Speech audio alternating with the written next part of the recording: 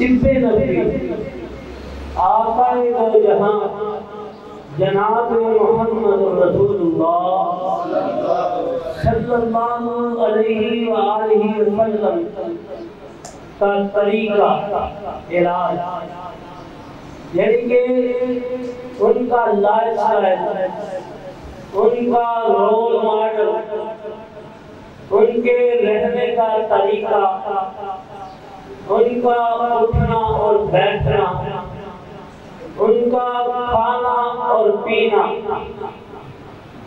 جب ہم دیکھیں یا ان کی باتیں جو انہوں نے ہمیں ریکمینڈ کی ہیں، یا جو انہوں نے کام ہمیں کر کے دکھائے ہیں، ان کو اپنانے کے لیے، ان کو فالو کرنے کے لیے ہمارے ذہن میں ایک بات ہونا ضروری ہے، وہ یہ ہے کہ جناب صرف ہمیں دنیاوی فائدہ ہی حاصل نہ ہو، نہ کہ صرف ہماری صحت ہی اچھی ہو، بلکہ ہمیں آخرت کا بھی دھیان رکھنا چاہیے کہ جہاں ہمیں دنیا کا فائدہ حاصل ہو،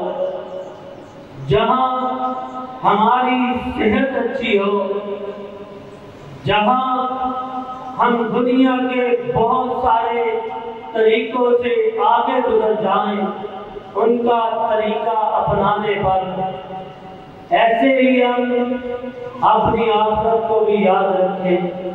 میرے بھائی، آج کا خطبہ جمعہ اور جمعہ المبارک ہم طب نبوی کا آغاز اسی صورت میں کرتے ہیں کہ آخرت کو ریفرنس لیتے ہوئے، آخرت کا دھیان رکھتے ہوئے ہم دنیا کا بھی فائدہ حاصل کریں گے۔ جیسے میں نے ایک آیت پڑھی، ربنا آتنا فی الدنیا حسنۃ وفی الآخرۃ حسنۃ وقنا عذاب النار۔ اس کا کیا مطلب ہے؟ اس کا کیا مفہوم ہے؟ یہی ہے نا کہ اللہ ہمیں دنیا کا بھی فائدہ چاہیے، ہمیں دنیا کی خیر اور بھلائی چاہیے، ہمیں دنیا کے فوائد چاہیے، ہماری دنیا اچھی گزر جائے۔ یہی مطلب ہے نا کہ ہم اپنے رب سے التجا کر رہے ہیں، اپنے رب سے دعائیں کر رہے ہیں، اور ساتھ کیا کہہ رہے ہیں؟ وَفِي الْآخِرَةِ حَسَنَةً وَقِنَا عَذَابَ النَّارِ۔ اللہ ہمیں آخرت کی بھی بھلائی عطا فرما، ہمیں آخرت کی بھی خیر عطا فرما، ہمیں آگ کے عذاب سے بچا لے۔ میرے بھائی، جب بھی ہم قرآن پڑھیں ہمیں ذہن میں یہ رکھنا چاہیے کہ اللہ ہمیں دنیا کا بھی فائدہ پہنچے، ہمیں آخرت کا بھی فائدہ پہنچے، یا ہم سنت پر عمل کریں۔ جیسے انشاءاللہ طب نبوی سننے کے بعد ہم اس پہ عمل کریں گے تو ہمارے ذہن میں یہ بات ذہن نشین ہونی چاہیے کہ اللہ ہمیں دنیا کا بھی فائدہ عطا فرما، ہمیں آخرت کا بھی فائدہ عطا فرما۔ دوستو، یہ قرآن کا علم آقا دو جہاں جناب محمد رسول اللہ صلی اللہ علیہ وآلہ وسلم کے ذریعے ہم تک پہنچا۔ اسی طرح طب کا علم بھی آقا دو جہاں جناب محمد رسول اللہ صلی اللہ علیہ وسلم کے ذریعے ہم تک پہنچا۔ اللہ نے نبیوں کو علم عطا کر کے بھیجا، اسی طرح وہ لوگوں کو اپنے رب کے ساتھ جوڑتے رہے، اپنے رب کا تعلق باللہ جسے ہم کہتے ہیں بناتے رہے۔ رب کی شناسائی کرواتے رہے، اپنے امتیوں کو اچھا اور برے کی خبر دیتے رہے، حسنات اور سیئات کا بتاتے رہے کہ جناب سیئات کیا ہے اور حسنات کیسے کی جائیں۔ اسی طرح جب یہ نبی بتاتے تھے اور لوگ ان کے ساتھ ملتے تھے اور بعض لوگ بیمار ہوتے تھے، پھر یہ ان کا علاج بھی کیا کرتے تھے، یہ ان کو بتایا کرتے تھے کہ اس بیماری کا یہ علاج ہے۔ یعنی کہ اس سے پتہ چلا طب کا علم ہر نبی کو اللہ تعالیٰ نے دے کے بھیجا، یہ نبیوں کی سنت ہے، نبیوں کا وتیرہ ہے۔ نبی ہر حکیم بھی ہوا کرتا تھا، اور کوئی بیمار ہو جائے اس کے لیے شفا کے لیے معلومات حاصل کرنا یہ بھی سنت طریقہ ہے۔ یہ آقا دو جہاں جناب محمد رسول اللہ صلی اللہ علیہ وسلم کا طریقہ ہے۔ اور خاص کر میں اپنی بہنوں سے گزارش کروں گا اور ان کو کہوں گا کہ جناب وہ ذرا دھیان سے سنیں، کیونکہ بچے انہوں نے پالنے ہیں، ان کو بڑا انہوں نے کرنا ہے، ان کی حفاظت پر معمول وہ ہوتی ہیں، ان کو زیادہ پتہ ہونا چاہیے کہ بچوں کو سردی سے کیسے بچانا ہے، گرمی سے کیسے بچانا ہے، اس بیماری میں ان کو کیا دینا چاہیے، ان کا کیسے خیال رکھا جائے۔ مردوں کی نسبت عورتیں زیادہ سنبھال سکتی ہیں، اگر عورتیں اس علم کو حاصل کریں تو ایک کنبہ قبیلہ سمجھے طب کے علم میں آ جائے گا۔ اور نبیوں نے چونکہ طب کا علم امتیوں کو سکھانا تھا اور مردوں میں بھی انہوں نے سیکھنا تھا، اور سب سے پہلے جو میڈیکل کی کتاب لکھی گئی، طب کا جو کتاب لکھی گئی وہ حضرت داؤد علیہ السلام نے لکھی۔ سب سے پہلے پوری دنیا میں طب کی جب کتاب لکھی گئی تو وہ بھی انبیاء کی سنت ہے، طب کی کتاب میں حضرت داؤد علیہ السلام نے لکھی۔ کیوں؟ ان کے ساتھ پہاڑ باتیں کیا کرتے تھے، ان کے ساتھ جو ہے نا وہ پتے باتیں کیا کرتے تھے، ان کے ساتھ پودے باتیں کیا کرتے تھے، ان کے ساتھ درخت باتیں کیا کرتے تھے، یہ سب چیزیں ان سے باتیں کیا کرتی تھی۔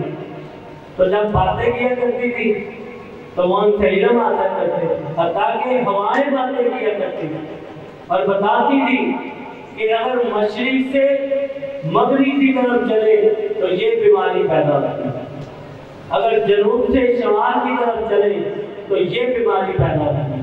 پھر وہ اپنی امتیوں کو بتایا کرتے تھے، جب بتاتے تھے تو جو سردی سے بچ جاتا، گرمی سے بچ جاتا، ان کی باتوں پر عمل کرتا اور صحت کی حفاظت کرتا، وہ لوگ ٹھیک رہتے۔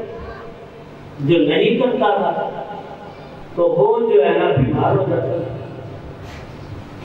اور ہم نے علاج کرنا، دھیان یہی ہونا چاہیے کہ ہم سنت پہ عمل کریں۔ سنت پہ عمل کرنے سے کیا ہوگا؟ ثواب ملے گا۔ پھر ایک بندہ مومن اس دنیا میں رہتا ہے نا، رہتے ہوئے بھی اس کی جو نظر ہے وہ آخرت پر ہوتی ہے، ثواب پر ہوتی ہے۔ علامہ اقبال نے کہا نا، اگر مومن ہے تو آفاق میں گم ہے۔ کیا مطلب؟ کہ مومن جہاں مرضی ہے، دنیا میں ہے، پہاڑوں میں ہے، دریاؤں میں ہے، سیلاب میں ہے، جہاں بھی ہے، اس کی جو نظر ہے وہ آخرت پر ہوتی ہے۔ تو ہم نے ہر نبی علم لے کے آئے اور ہم نے آج اسپیشلی جو علم پر سیکھنا ہے اور اس کو پڑھنا اور سکھانا ہے، اس کو بتانا ہے، وہ آقا دو جہاں جناب محمد رسول اللہ صلی اللہ علیہ وسلم جو علم لے کے آئے، ہم نے اس پر دھیان دیا۔ اگر آپ طب نبی نہیں سیکھتے تو دیکھیں کتنی بیماریاں آ گئی جن کے ہمیں نام نہیں ہے، کتنی زیادہ بیماریاں۔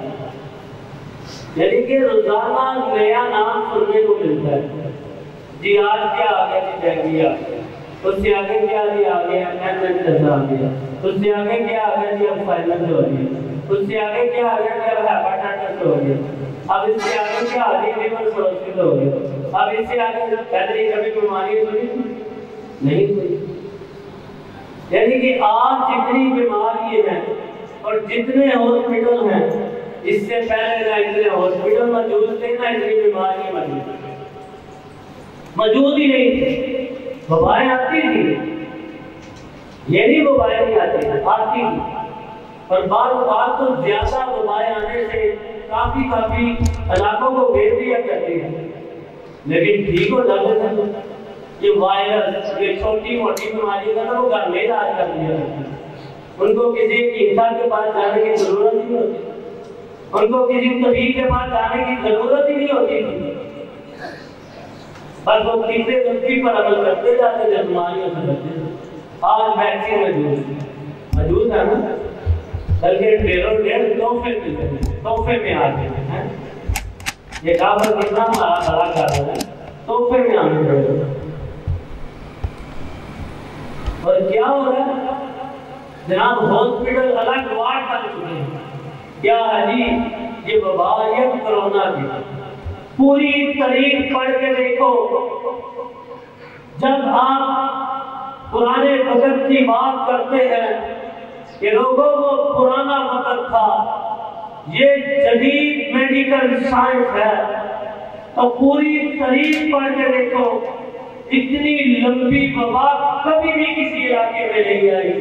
آج ویکسین موجود ہے، ہاسپٹل موجود ہیں، ڈاکٹر موجود ہیں، ہر گھر میں ڈاکٹر موجود ہے، نیٹ موجود ہے جس پر ہم لکھ کے پڑھ سکتے ہیں اس کرونا کے کووڈ کے بارے میں کیا کرنا ہے.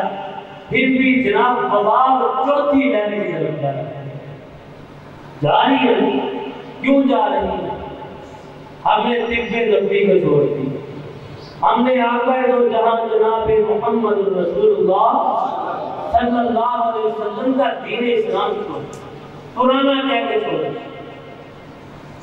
جہاں آج بھی یہ رائج ہے نا، چائنا میں طب نبوی کو بڑا سراہا جاتا ہے، بڑا ہی سراہا جاتا ہے. بیماریاں دیکھو، بلکہ مسلمان ان کے غلام بنے بیٹھے ہیں. کہتے ہیں جناب نہیں، جدید میڈیکل سائنس کی ہونی چاہیے. تو جہاں سے آ رہی ہے امریکہ سے، وہاں سے دیکھ لو اب طب نبوی شروع ہوئی ہے. جہاں کے کلنجی کا اعلان سے آتی ہے اپنے امریکہ سے لے کے آتے ہیں نا لوگ لے. یہ کہاں ہے جی؟ وٹامن ہے فلانا، یہ کہاں سے ہے؟ اور اس کی کوئی ڈگری کی بھی ضرورت نہیں، کیونکہ ڈگری کی کب ضرورت ہوتی ہے؟ جب کیمیکل کا استعمال ہے.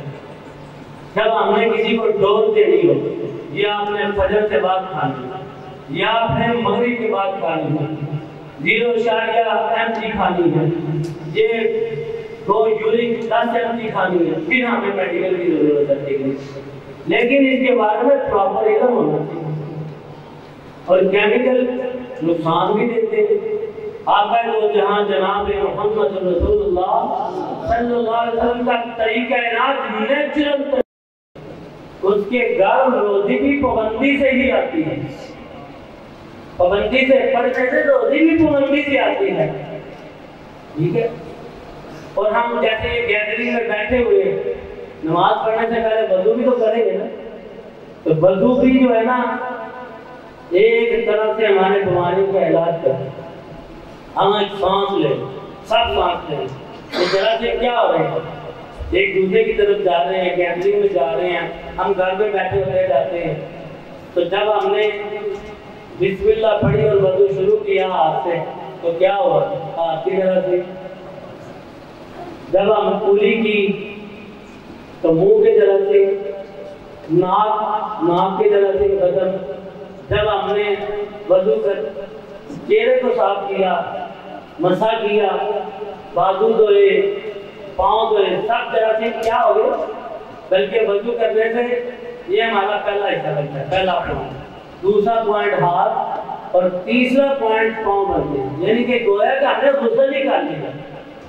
آقا دو جہاں جناب محمد رسول اللہ صلی اللہ علیہ وسلم نے فرمایا کہ گویا سے غسل کیا، لیکن طب نبوی پڑھنے کے بعد ایک خاص چیز وضو کی میں بتانا چاہتا ہوں، خاص چیز کہ ہم کولی میں بڑی غلطی کرتے ہیں، کولی کرتے ہیں، بڑی غلطی کرتے ہیں۔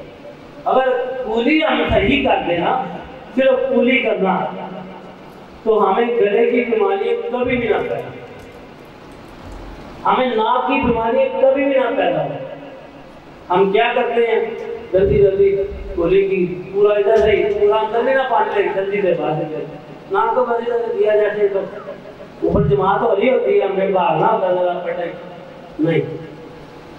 ویسے تو دو طریقے ملتے ہیں کہ آپ اس سے بھی کر لیں ایسے بھی کر لیں، لیکن طب نبوی جو بتاتی ہیں ہم کہتے ہیں ایک چلو میں پانی لیں، ایک چلو میں پانی لیں اور اس کو آدھا ایسے اندر لے کے جانا ہے، آدھا صرف آدھا، تو منہ کو بند کرنا، منہ کو بند کرنے سے اب آپ نے یہ آدھا جو ہے نا وہ اوپر ناک کے اندر لے کے جب ناک میں آپ پانی چڑھائیں گے، ادھر پانی چڑھائیں گے تو گلے کا پانی کیا کرے گا، کہاں آ جائے گا،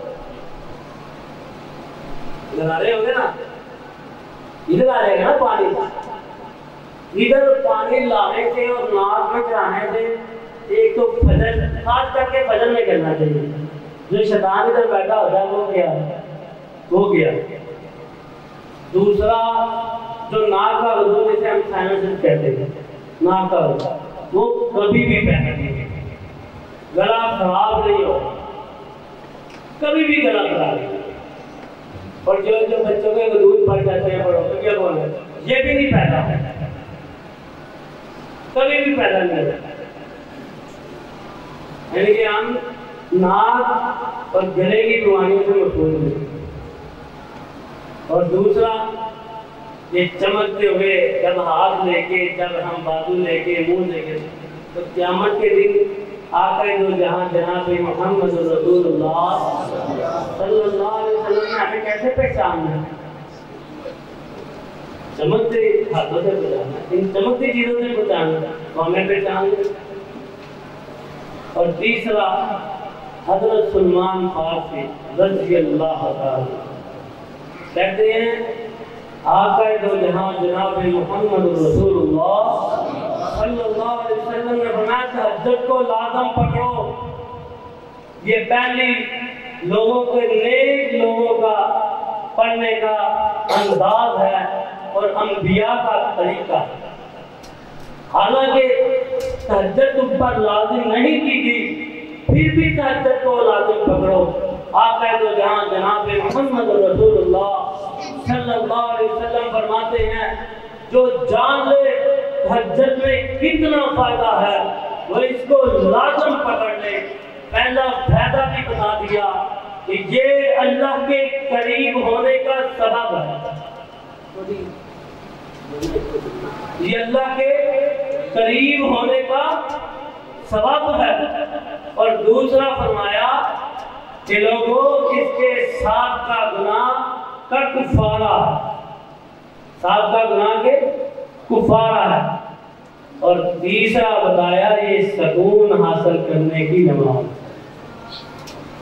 پھر ہم نے چیک کیا، ریسرچنگ کی، پھر ہم نے دیکھا 1000 پیشنٹ جو ڈپریشن کا، جو جناب انزائٹی کا تھا، جو کہتا تھا کہ جناب مجھے سکون نہیں ہے، میں نے بڑی دوائیں کھائیں، بڑے ڈاکٹر کو چیک کروا لیا، مجھے نیند کی دوائیں مل جاتی ہیں، میں سویا رہتا ہوں کھانے کے بعد، اور کھانے کے بعد سونے کے بعد ایک اور مرض پیدا ہونے کو پھرتا ہے جسے ہم راشا کہتے ہیں، جسے جسم کی کپکپی کہتے ہیں۔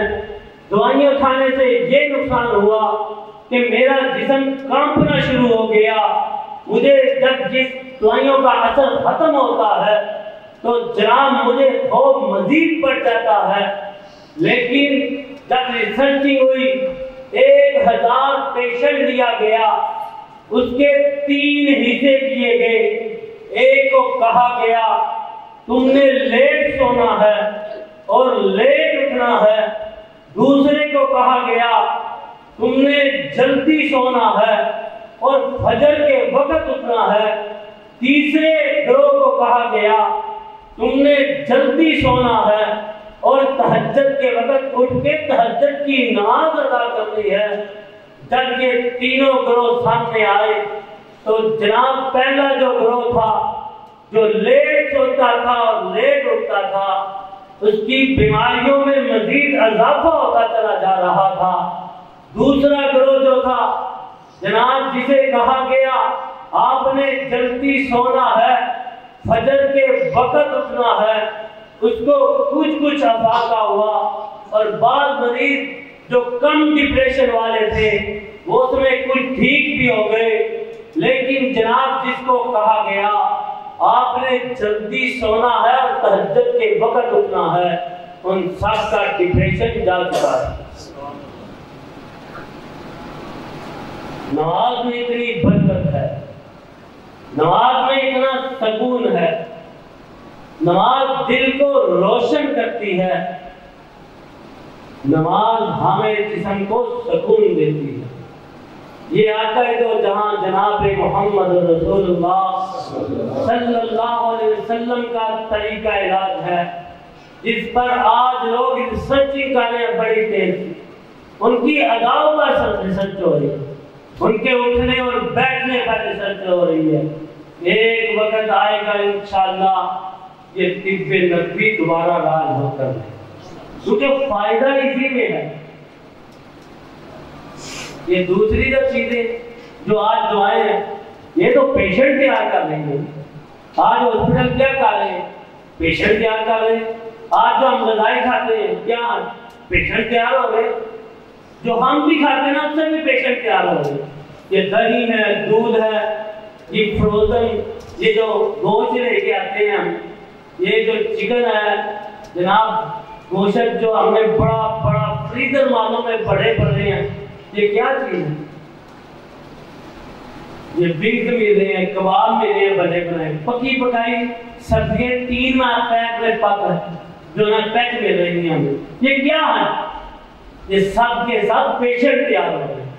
آپ کہیں گے کیسے پیشنٹ تیار ہو رہے ہیں؟ یہ ونگ سے کیسے پیشنٹ تیار کرتے ہیں؟ یہ کباب کیسے پیشنٹ تیار کرتے ہیں؟ یہ جناب جو فریزروں میں مالوں میں بنا گوشت پڑا یہ کیسے پیشنٹ تیار کرتے ہیں؟ کبھی سوچا کہ اتنی لمبی ایکسپائری کیسے ہو رہی ہے؟ دودھ کی اتنی لمبی ایکسپائری کیسے جا رہی ہے؟ کہیں پڑا ہے کتنی ایکسپائری مہینے کی ڈیٹ پڑی؟ دودھ پڑا ہے 2 سال کی ڈیٹ ڈپوں پر پڑی ہوئی ہے، یہ دودھ ہے جی، اس کو کیمیکل لینا ہے، اس میں زہریلے ایسے مواد ملائے جاتے ہیں جس سے ان کو جراثیم نقصان پہنچا سکیں، یعنی کہ خراب کرنے والے جراثیم کو دور رکھنے کے لیے ان میں وہ چیزیں ملائی جاتی ہیں جس سے یہ خراب نہ ہو۔ جب یہ خراب نہ ہونے والے زہر ملائے جائیں گے اور ہمیں کھلایا جائے گا تو ہمیں تو زہر کا اثر نہیں ہوگا، ہمیں تو انہوں نے کیا کہ لگایا تھا کہ انسانوں کو نہیں اثر کرتا،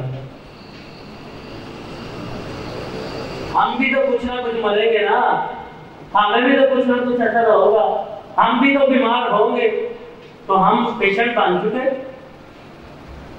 ہم ان کے پکے پیشنٹ، اور یہ چیزیں ہم بڑے مزے سے خوبصورت بڑی لگتی ہے، ان کی پیکنگ بڑی اچھی ہوتی ہے، ہم چاہتے ہیں یہی، اور جتنے پیسے آتے جاتے ہیں ہم ان چیزوں پر زیادہ دھیان کرتے جاتے ہیں، اور پھر پتہ چلتا ہے دادی اماں کی پوری ٹوکری دوائیوں سے بڑی پڑی، یہ دادا کو کی ٹوکری دوائیوں سے بڑی پڑی، یہ کس کی ہے جی؟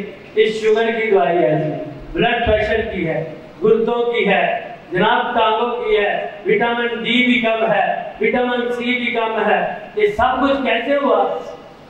یہ ان دعاؤں سے ہوا۔ اور چینی بھی ایک طرح ہم بڑی کثرت سے استعمال کرتے ہیں، یہ بھی زہر ہے، ہم تو سویٹ ڈشوں میں چینی، حلووں میں چینی، ایسے ہی ہے، آئس کریم میں چینی، چاکلیٹ میں چینی، بچوں کی کینڈی میں چینی، اور چینی کینسر کا سب سے بڑا سبب ہے جو آج کی سچ کہنا، اللہ نے اتنے میٹھے پھل تیار کیے، بہت زیادہ میٹھے پھل، زمین سے پھیکے پھل بھی ہیں، درمیانے میٹھے بھی ہیں۔ انسان چاہے زیادہ میٹھے کھا لے چاہے کم میٹھے والے کھا لے، جو ڈائبٹیز کے مریض ہیں وہ کم پھیکے کھا لے، یعنی کہ مینٹین رکھا جا سکتا ہے میٹھے کو۔ اور آج تو نئی جدید چینی سے بھی آگے ہم جا رہے ہیں، بھائی کینٹرل آ گئی ہے چینی کو، تو پھر پتہ تھا ہمارے جسم کا کینٹرل تو بالکل ہمارا جگر سوٹ ہی نہیں کرتا، بالکل نہیں سوٹ۔ تو چینی کرتی کیا ہے، ہم میٹھا بھی کھاتے ہیں، اوپر سے خوراک بھی کھاتے ہیں، سب کچھ کھا کے تو بیٹھے رہتے ہیں، ورزش تو ہم کرتے نہیں۔ تو کیا ہوتا ہے پھر دوپہر کے کھانے کا وقت ہوتا ہے، کیونکہ کھایا ہم نے، کوئی کلینک پہ چلا گیا، کوئی پڑھانے چلا گیا، کوئی پڑھنے چلا گیا، کوئی کام پہ چلا گیا، ادھر جا کے بیٹھے ہم، جا کے کام کیا، دماغی ورزش نہ، ذہنی سکون حاصل کیا، وہ چینی ہمارے جگر میں گلوکوز کی صورت میں بیٹھ گئے، ادھر پیپ بڑھنا شروع ہے۔ یہ دیکھ رہے سب سے زیادہ جو ہے کینسر ہمارے ادھر انڈیا میں، پاکستان، جو چینی کا استعمال کر رہا ہے۔ بھائی دودھ بھی میٹھا کرنا تو کھجور سے کھاتے ہیں آپ، میٹھا ہی کرنا ہے نا، تو کھجور سے کھاتے ہیں آپ۔ اگر چینی کا اسی طرح استعمال رہا، کینڈل کا استعمال رہا، پھر کیا ہوتا ہے نتیجہ جی فیٹی لیور ہو گیا۔ اب کیا جی لارج جو ہے وہ جگر ہو گیا، لیور لارج ہو گیا، جگر بڑھ گیا۔ اب کیا ہو گیا جی اس میں کینسر بھی آ گیا، لیور سروسس بھی ہو گیا۔ اب کیا ہو گیا جی اب جگر سگڑنا شروع ہو گیا، پیٹ میں پانی پڑ گیا۔ یہ سارا اس کی وجہ سے پھر ہم پیشنٹ تیار، کلائنٹ تیار، پھر ہم جاتے ہیں ڈاکٹر صاحب کے۔ ڈاکٹر صاحب بھی ہمیں بڑی کمیٹیں سناتے ہیں، خوشخبریاں دیتے ہیں۔ کیا دیتے ہیں؟ صاحب دوائی لکھتے ہیں، صاحب خوشخبری دیتے ہیں کہ اب اس دوائی کو چھوڑنا کب تک؟ کب تک؟ میں کہا ان کا بات چلے تو قبرستان میں بھی آتے ہیں، یہ قبر میں ساتھ رکھا ہے، خوشخبری مل گئی نا، پیشنٹ تو پکا تیار ہو گیا، تیار ہو گیا نا پیشنٹ تیار، کاروبار تو چل پڑا، کلائنٹ تو بن چکے ہم، تو ہم کیوں نہ طب نبوی کی طرف؟ ہمیں جو نماز میں سکون ملتا ہے وہ کسی چیز میں سکون دنیا کی مل سکتا، ہمیں جو شفا نماز سے مل سکتی ہے، جو روزے سے مل سکتی ہے، جو وضو سے مل سکتی ہے، جو قرآن پڑھنے سے مل سکتی ہے، وہ کسی جگہ نہیں۔ ایک تو یہ تھا نا کہ یہ چیزیں کرو تو آپ کو آرام آئے گا، اللہ شفا عطا فرما دے گا، اور دوسرا رخ آقا نے پرہیز کا بھی بتایا، دوائیوں کا بھی بتایا، باقاعدہ طب کا علم بتایا، فرمایا کہ بسم اللہ پڑھ کر آپ گھر میں داخل ہو، اپنے لائف اسٹائل کو تھوڑا سا بدلنا پڑے گا، اپنی زندگی کو تھوڑا سا بدلنا پڑے گا۔ کیوں پڑے؟ کہ شیطان اندر آپ کے ساتھ گھس نہ جائے، کہ رات کو اپنے برتنوں کو ڈانپ کے رکھو۔ کیوں؟ بیماریاں اترتی ہیں، بلائیں اترتی ہیں، وہ کیا کرتی ہیں آپ کے کھانوں میں؟ جب ہم ڈانپیں گے نہیں تو بیماریاں تو کھانے میں مکس ہو گئی۔ صبح ہم نے پھر کیا کھایا؟ بظاہر تو پلاؤ کھایا، لیکن کھایا کیا ہم نے؟ بیماریاں کھائی۔ کسی کو کوئی چیز ملے سٹک رکھ دے اوپر، چانچ رکھ دے، دام کے رکھے، سنت پر عمل کرے، سنت پر عمل ہونا چاہیے۔ پھر کیا کہا؟ بسم اللہ پڑھ کے کھاؤ۔ شیطان آپ کے ساتھ، میں نے بڑا کہا کہ شیطان کھا بھی لے گا تو کیا ہوگا، لیکن پورا پراپر علم حاصل کرنے سے پتہ چلا انسان شیطان گندا ہوتا ہے۔ کیا ہوتا ہے؟ تو ایک گندا آدمی آپ کے ساتھ کھا رہا ہو تو بیماریاں لگے گی یا کم ہو بڑھے گی نا بیماری؟ اس نے پتا نہیں آدمی دھوئے ہیں کہ نہیں، کہاں کہاں اس کی ہاتھ لگے، وہاں کے ساتھ چاولوں میں کھائی جا رہے، سب چیزوں میں کھائی جا رہے۔ تو یہ بیماریوں کا سبب ہم انسان سے ہاتھ ملانا چھوڑ گئے، لیکن شیطان سے ہاتھ ملانا نہیں چھوڑا۔ بسم اللہ بھول ہی جاتی ہے، دل میں نہیں رہتی، پڑھنے نہیں رہتی، وہ سارے وائرس تو آپ کے اندر چلے گی۔ جو آپ کے سامنے آتا ہے وہ کہ کرونا نہ ہو جائے، ڈر ہو جائے، میں آپ کے سامنے کھاؤں گا، یہ 34 سزا دی ہے شامل۔ تو پھر بھی احتیاطی تدابیر یہ کافی لوگ زیادہ کرتے ہیں تو مرتے بھی. میں یہ نہیں کہنا کہ مقصد کے احتیاطی تدابیر نہ کریں، لیکن ان کے ساتھ شیطان بھی کھاتا ہے، گندگی پھیلاتا ہے. یہ گندگی کی ڈھیر ہے، ان کو گندگی پسند ہے، ان سے بچنا چاہیے. اور تھوڑا سا سپرے سے بھی پرہیز کرنا چاہیے. جب ہم مکانوں میں سپرے کرتے ہیں تو کیا ہوتا ہے، جاتے ہیں نا سانس میں اندر، پھر ہمارا سانس تھوڑا تھوڑا الرجی کی طرف جاتا ہے، پھر وہ میڈیکل کہتی ہے آپ کو ڈسٹ لگتی ہے، آپ کو خوشبو کی لگتی ہے. ان سے بچنا چاہیے. بسم اللہ پڑھیں اور کھائیں. آقا دو جہاں جناب محمد رسول اللہ صلی اللہ علیہ وسلم نے بیماریوں سے بچنے کا طریقہ بتایا اور فرمایا یہ جو بلیک سیڈ کلبنجی جسے کہا جاتا ہے، فرمایا سوائے موت کے ہر مرض کا علاج بتا دیا. کلبنجی بہت اچھی چیز ہے، اتنی اچھی چیز ہے اگر اس پر ریسرچ ہمیں پتہ ہے کیوں نہیں کلبنجی کے فائدے نظر آتے ہیں. ہم اس ملک میں رہتے ہیں جس میں 2 نمبری بڑی ہے. دیکھیں نا کلبنجی اینٹی بیکٹیریا ہے، اینٹی وائرس ہے، اینٹی فنگس ہے. اگر ہمارے مسوڑوں میں بھیگ پڑ گئی ہے نا، کلبنجی کا تیل لگائیں گے کیا ہوگا، ٹھیک ہو جائے گا. اگر ہمیں کسی جگہ عظام میں انفیکشن ہو گیا ہے، کلبنجی کا تیل لگائیں گے ٹھیک ہو جائے گا. ہمیں کسی بھی جگہ پہ جو ہے نا پھوڑا نکل آیا پیپ پر، کلبنجی کا تیل لگائیں گے ٹھیک ہو جائے گا. کتنا اچھا ہے. اب ہم اس ملک میں رہے ہیں چاہے 2 نمبری بڑی، کیا ہوتا ہے ہم کلبنجی کا تیل لاتے ہیں ہوتے ہی اس میں تو بلیک کلر سرسوں کے تیل میں ڈال کے آپ کو دے دیا جاتا ہے. اگر صحیح ملے، پراپر ملے، تو آپ کا دو جہاں جناب محمد رسول اللہ صلی اللہ علیہ وسلم کی زبان بھی سچی، کام بھی سچے، اسلام بھی سچا، اس میں شفا بھی سچی. فرمایا لوگوں استفراغ سے کام لو، شفا پاؤ. استفراغ کیا ہے؟ ہم روزہ رکھتے ہیں، کھاتے نہیں ہمارے جگر کو میدے کو بڑا سکون ملتا ہے، بڑا ہی سکون، تو 12 گھنٹے سکون. اس کو استفراغ کیا ہے؟ جیسے ہم سٹور کی مثال لے لیں، ہم گھر کی بچی کچی چیزیں یہ سب چیزیں کہاں رکھتے ہیں، سٹور میں رکھتے ہیں. تو 2 طرح کے لوگ ہیں. ایک کیا کرتے ہیں سٹور کو بھر دیا بس، جب ضرورت پڑتی ہے پھر سٹور سے چیز ملتی. تو ایک دوسری طرح کے لوگ ہوتے ہیں سٹور کو بھی زیادہ کیا کر کے رکھتے ہیں، سنبھال کے رکھتے ہیں، دھیان سے بڑی سیٹنگ کر کے. تو اسی طرح جگر ہے، یہ سٹور ہے. ہم خوراک پھینکی جائیں گے، جگر کیا کرے گا، سٹورنگ کو بلاک. اب ہمیں صحت کے لیے چیزیں چاہیے، وہ جسم ہمارا مانگ رہا ہے لیکن جگر دے تو پھر کیا ہوگا، خرابی ہوگی. اگر ہم اس کی سیٹنگ کر کے رکھیں، تھوڑا تھوڑا کھلائیں، مناسب کھلائیں، تو پھر کیا ہوگا، جو چیز جگر کو ضرورت، جسم کو ضرورت ہوگی جگر دے دے. اس کو اس طرح کا شفا پاؤ گے. یہ جو میں پھل بتا رہا ہوں، آپ کو دعائیں بتا رہا ہوں، یہ جیسے مرضی استعمال کر سکتے ہیں، کوئی حرج نہیں، گناہ نہیں. لیکن اگر ہم آقا دو جہاں جناب محمد رسول اللہ صلی اللہ علیہ وسلم کے طریقے پر رہیں تو کمال بات ہے. فرمایا تلبینہ جو سے بنتا ہے. آقا دو جہاں جناب محمد رسول اللہ صلی اللہ علیہ وسلم نے فرمایا لوگوں تلبینہ جو ہے نا، تلبینہ وہ غم کو دور کرتا ہے، دل کو تقویت دیتا ہے، ڈپریشن کو بھی دور کرتا ہے، آنکھوں کو فائدہ دیتا ہے، معدے کو فائدہ دیتا ہے، ہماری آنکھوں کو فائدہ دیتا ہے. جو موٹا نہیں ہونا چاہتے ان کے جسم کو مینٹین رکھتا ہے.